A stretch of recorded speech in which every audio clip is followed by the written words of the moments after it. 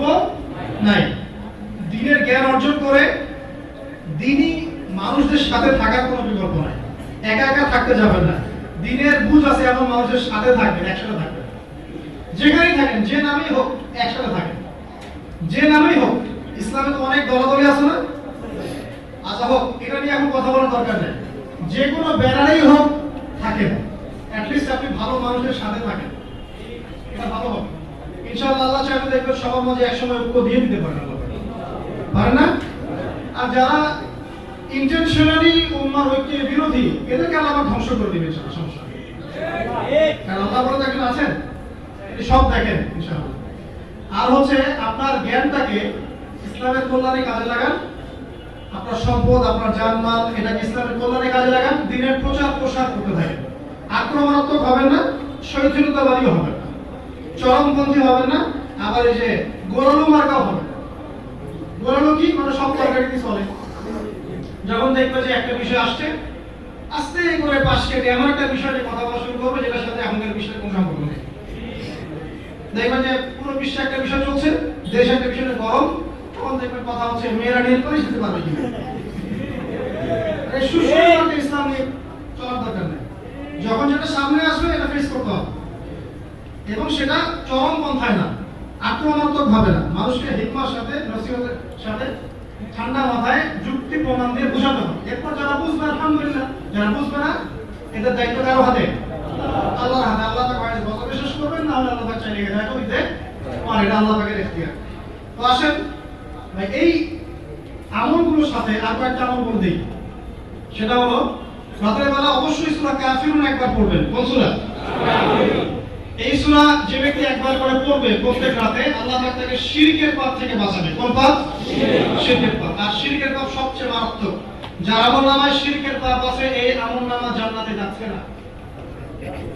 এটা স্পষ্ট কথা। সূরা নিসার মধ্যে আছে, অন্য অনেক জায়গাতে আছে যে আল্লাহ পাক সব গুনাহ মাফ করতে পারেন, শিরকের গুনাহ মাফ করবেন। তওবা করলে আল্লাহ পাক তওবা করে আবার ইসলামের দিকে আসতে হবে। আল্লাহ পাক তৌফিক ইনায়াত করুন। আমিন। শিরকের পাপ থেকে বেঁচে থাকেন।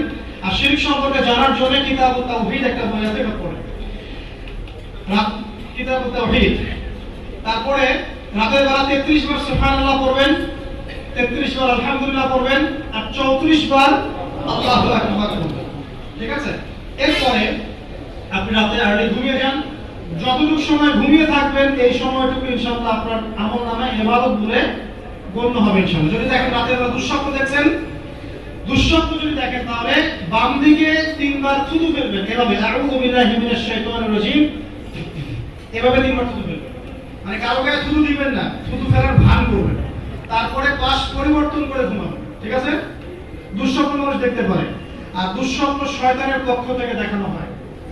আর যদি আপনি পবিত্র অবস্থায় ওযু করে ঘুমান, আমলগুলো করে ঘুমান, দরুদ শরীফ পড়তে পড়তে ঘুমিয়ে যান, আল্লাহুম্মা বিসমিকা আউযু বিকা পড়ে আল্লাহ জিকির করতে করতে ঘুমিয়ে যান, আপনি আল্লাহর হুকুমে সত্য স্বপ্নও দেখতে পারেন। এটাও হাদিসে আছে। সত্য স্বপ্ন বলে একটা বিষয় আছে।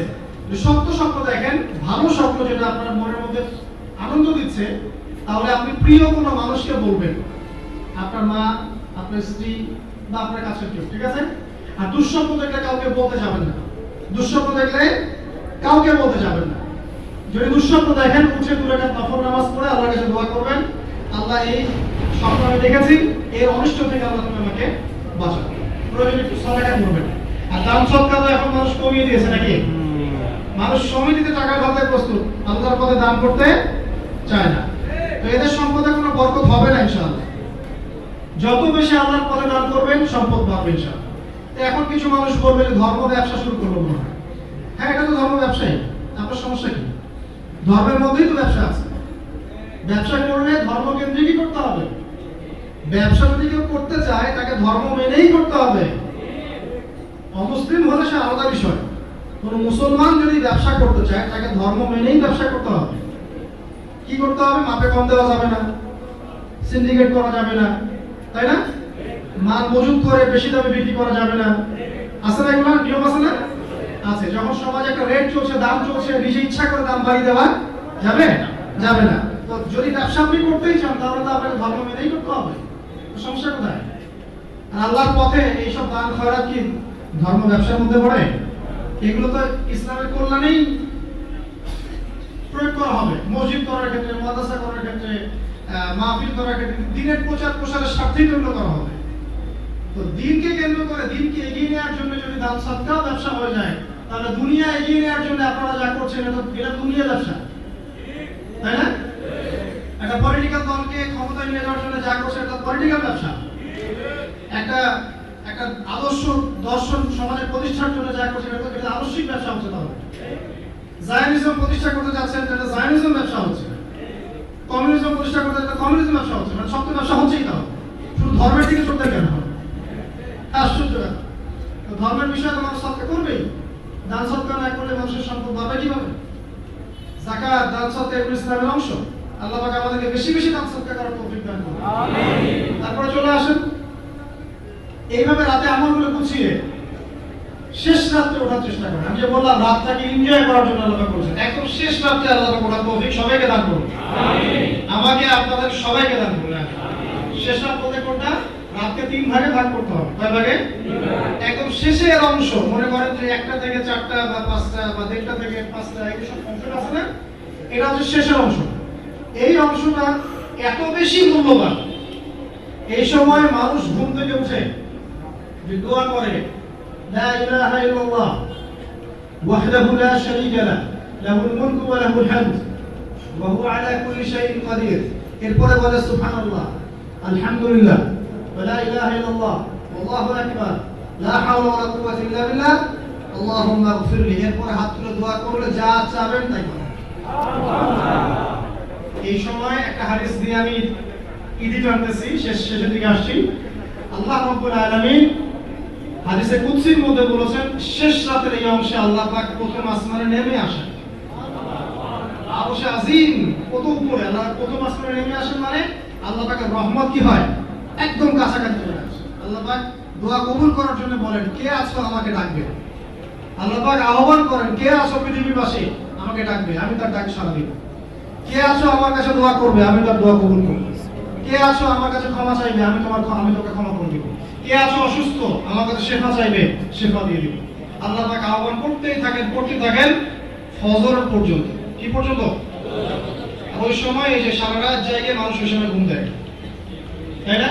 ঠিক ওই সময় দেখবেন শহর কেন্দ্রিক জীবনে লক্ষ লক্ষ মানুষ জেনা করতেছে।